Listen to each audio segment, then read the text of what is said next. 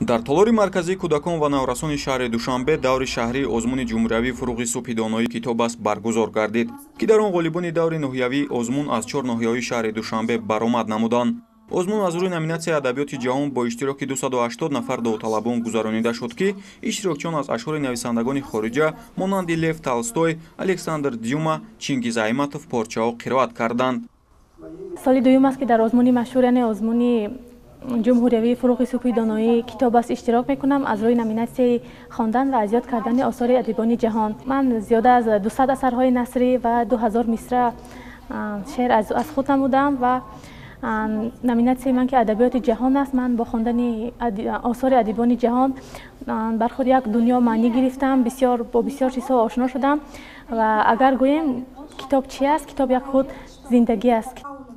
таҳлилҳо нишон доданд, ки рағбати китобхонӣ миёни наврасону ҷавонон ва калонсолон сол аз сол зиёд шуда истодааст. дар озмун дар қатори иштирокчиёни нав инчунин ғолибони озмунҳои соли гузашта низ фаъолона иштирок намуданд. маълум гашт, ки иштирокчиёни ғолибони озмуни соли гузашта, ки аз номинатсияи муайян ғолибият ба даст оварда буданд, имсол аз рӯи номинатсияи дигар баромад намуданд ва ин аз ҳавасманд будани иштирокчиёни озмун шаҳодат медиҳад.